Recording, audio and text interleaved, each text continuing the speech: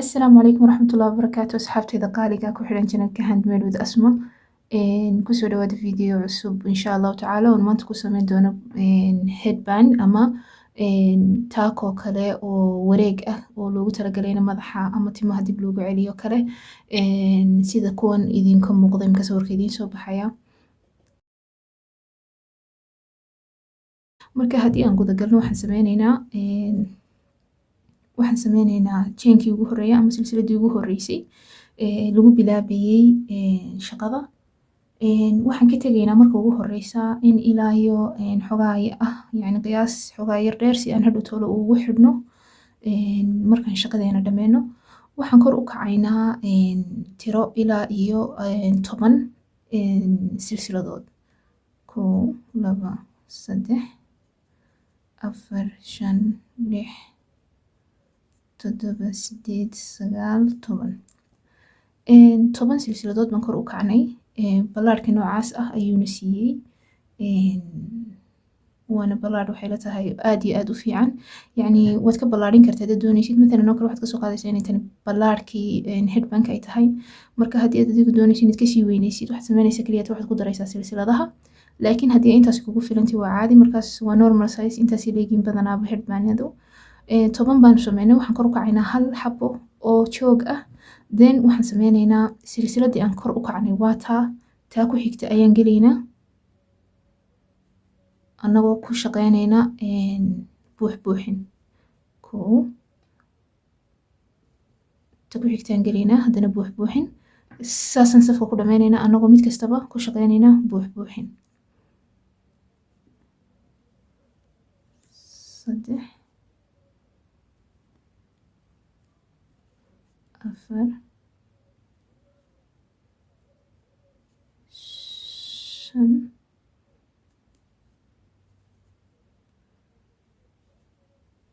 7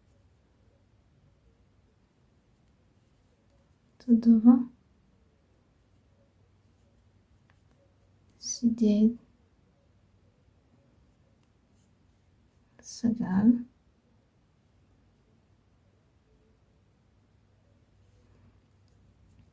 waxaan soo gaarnay chainkii u horeeyay ama safka u dambeeyay xabadii aan ku shaqeynaynay marka tii lambar 10 bay noqonaysaa waan dhex gelaynaa waxaan ku shaqeynaynaa buuxin marka sidaa waxaan shaqeynay 10 gursadood ama 10 stitch oo buuxin ah ayaan ku dul shaqeynay marka waxaan sameynaynaa kor baan u kacaynaa hal stitch shaqadana saasaan u wareejinaynaa hadda imika u fiirso because sidan u shaqeynayno waxay noqonaysaa sidan kusii wadi doono safafka dhan waxaan sameyneynaa tii aan kor u kacnay waa stitchkaasaad ujeedid ka silsilada waan ka tegaynaa waxaan labada dacalka hoosta ka gelaynaa stitchka ku xigta oo ka dacalkii koobaadna waa dacalna waa ka dacalkii kalena waa kaas yani labadii dacal midna waa kan midna waa kan halka hoosaan ka gelaynaa kadib waan soo jiidaynaa silsilada kadib waxaan ku shaqeynaynaa gursad buuxin markaas stitchka u horeeya waxaan ku shaqeynaynaa gursad buuxin oo caadiya annagoo halka hoose ka gelayna labada dhinacba stitchka labaad waxaan ku shaqeynaynaa ama safka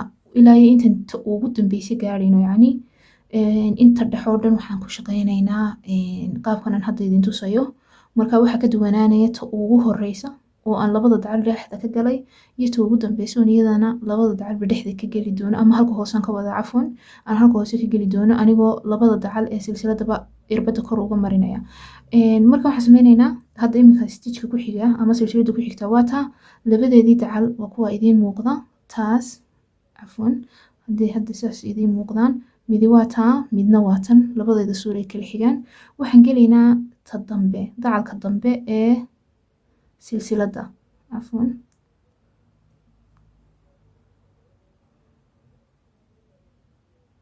saasoo kale marka dacalkii kale waa kan dhinacan soo marsan maanaan gelin marka yacni waxaan gelaynaa labada dhinac dhexdooda annagoo irbada kasoo saarayna dacalka dambe halkiisa hoose waan soo jiidaynaa keliyaad waxaan ku shaqeynaynaa gursad buuxina haddana ta kale aan idin tuso labada dacal baan dhex gelaynaa anigoo kasoo baxaya dacalka dambe halkiisa hoose kadib waan soo jiidayaa kadib waxaan ku xidhayaa gursad buuxina ta ku xigtaan saas u kala u gelayaa saasaan ugu wadaya anigoo dacalka dambe ku shaqeynaya ilaa iyo intan ka gaadhayo silsilada u dambeysa oon idin tusi doono si lagu shaqeynayo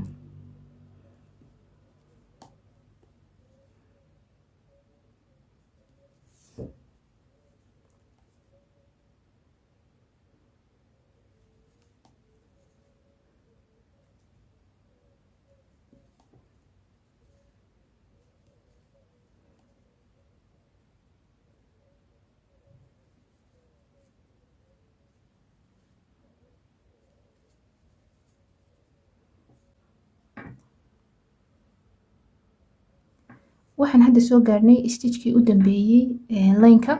waxaan ku shaqeyneynaa isaga labada silsilada labadeeda dacalba sida aa ujeedaan xagga sare ayaan irbada halka hoose ayaan irbada ka marinayaa, yacni labada dacal halka hoose ayaan ka marayaa instead of yani kuwii kale waxaan ka marayay dacalka dambe ayuun baan halka hoose kasoo gelayay, laakiin ta ugu horeysa iyo ta ugu dambeysa saf kastaba labada dacalba waa inay irbada ka koreysaa. marka sidii baan sameyneynaa, kor baan u kacaynaa, shaqadan halka kala wareejineynaa, silsiladii aan kor u kacnay waan ka boodeynaa, waxaan geleynaa silsilada ku xigta annagoo hubsanayna inaan labada dacal ee silsiladuba ay kor soo maraan sida hadda idiin muuqata. dacal waa kaas, dacalkii kalena waa kaas. kadib waxaan ku xidhaynaa qursad buuxbuuxin ah. silsiladaha ku xigoo dhan waxaan ku shaqeyneynaa dacalka dambe ayaan ku sameyneynaa qursada buuxbuuxinta ilaa aan ka gaarno ka ugu dambeeyo aan u ekeysiinayno kan u horeeya. haddii aan hal mar idin tuso, dacalka dambe waa kaa aad ujeedid weeyaan iminka. kadib waan soo jiidayaa, kadib waxaan ku xidhayaa qursad buuxbuuxina. ta ku xigtaan u gudbeynaa annagoo geleyna dacalka dambe, yani dacalkii hore waa kaas, halkaasuu iska yaala, isaga maan dhex gelin. kadibna waan soo jiidayaa, qursad buuxbuuxina ayaan ku dhameynayaa. sidaasaan ku wadaynaa, waxaanad kacaysaa ilaa iyo inta aad dooneysid inuu dheerarkiisu noqdo.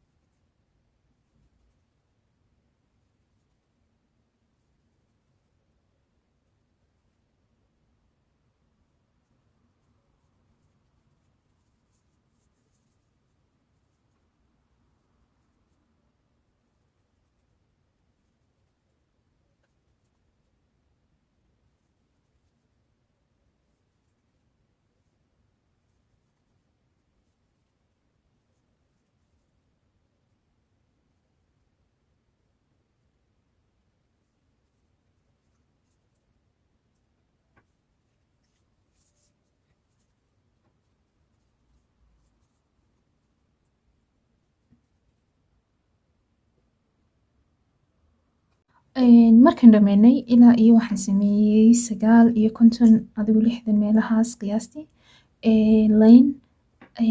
markaa dherarkiisu intaasuu noqday. haddii aan isku xidhno saasoo kale ayay noqonaysaa, goobo saasoo kale ah, marka way kala baxaysaa.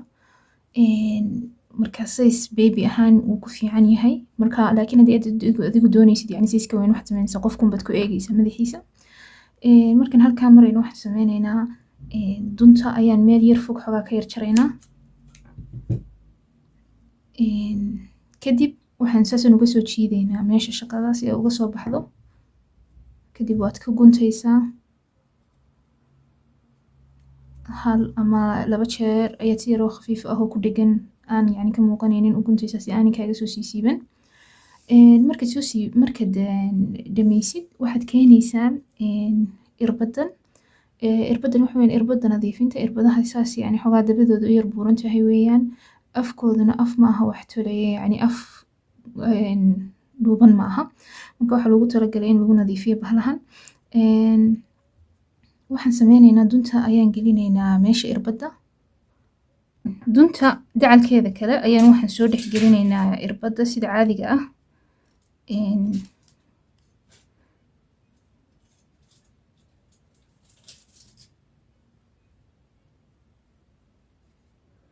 kadib markaan sidaasoo kale usoo dhex gelino, waxaan keeneynaa maradii ama headbandkii aan sameynay. waxaan sameyneynaa, hadda iminka u fiirso sidaan ugu shaqeynayno. headbandka waxaan sameyneynaa dacalna waa kan, dacalna waa kan, labadiisa dacal.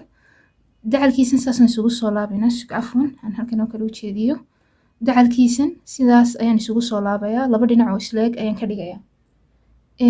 dhinaciisan kalena sidoo kale gacanteyda intaan ku qabto ayaan saas 2 dhinac oo aan isku hayo oo iska soo horjeeda ayaan ka dhigayaa. markaan saasoo kale u hayo waan isdhex gelinayaa, saasoo kale ayaan isu dhex gelinayaa anigoo hubsanaya inay mid kastaba labadiisa dhinac ay isku wada siman yihiin, yani afafkooda hore oo saas isugu dhegan yihiin. marka saasoo kale aan isugu qabanayaa. kadib waxaan keenayaa irbadayda caadiga ah iyo duntii aan hayay. Kadib waxaan sameynayaa sidii caadiga ah ee dharka loo tolo ayaan isugu tolayaa.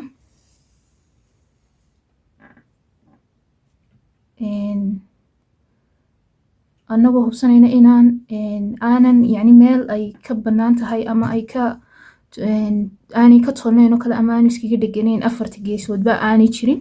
Marka waan tolaynaa anagoo ku celcelinaynaa.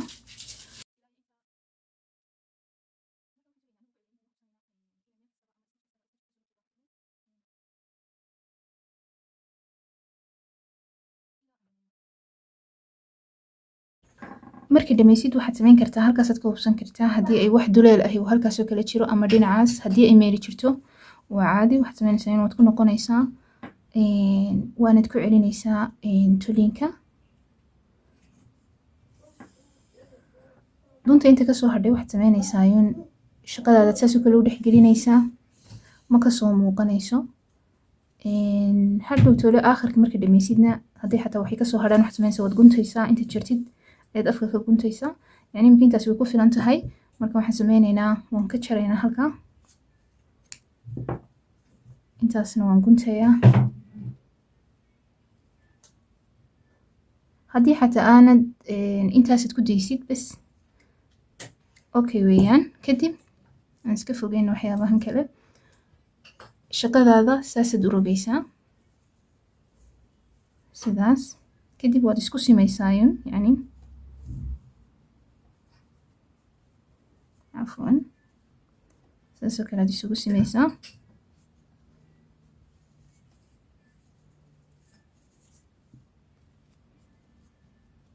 waxay ku siinaysaa halkaasay kaa siinaysaa yacni qaabkaa yar aad u jeedid ee ah inay halkaas iskaga duuban tahay. Markay saas isugu sintid shaqadaadii basically saas way dhammaatay. Headbandkiina waad samaysay. Xarakadaas ayaa qaab qurxin oo kale u ah. Waxaan jeclaystaa anigu inaan ku daro ubax yar oo saas oo kale ah. Haddii yacni ubaxu uu kalarka mara aad yacni ilmuhu xidhanayo kale ama adigu xidhan sidoo kale waa agtiis okay. Halka doonaysid baan dhigaysaa yacni halkaa dhexe ee calaamadan waa dhigi kartaa halkan oo kale waa dhigi kartaa. Marka adiga yacni eegaya laakiin anigu waxay la tahay maadaama calaa yacni intani xataa laftarkeedu xarakad qurux oo kale ay tahay halkan oo kale inaan dhigo.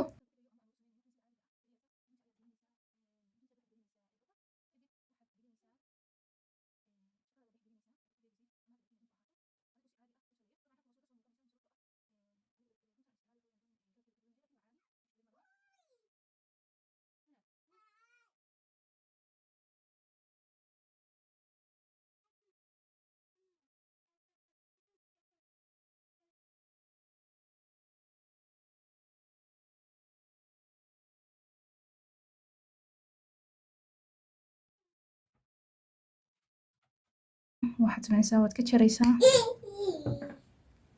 Kadib final result igu saas u ekaanaya. Marka waxaan jecelahay insha allahu tacaala inaydun aad u fahanteen ayna fududeed sida loo sameynayo. Haddii uu ku cajabiyey videogani like saar. Channelkayga haddaanad kusoo biirina subscribe dheh. Gambaleelkana ha ilaawin inaad shidatid si uu kusoo gaadho video kasto insha allah aan soo dhigo. inta aan videoga kale ku xiga soo gelinayn waxaan rajeynayaa khayr. Assalaamu calaykum waraxmatullaahi tacaala wabarakaatuh.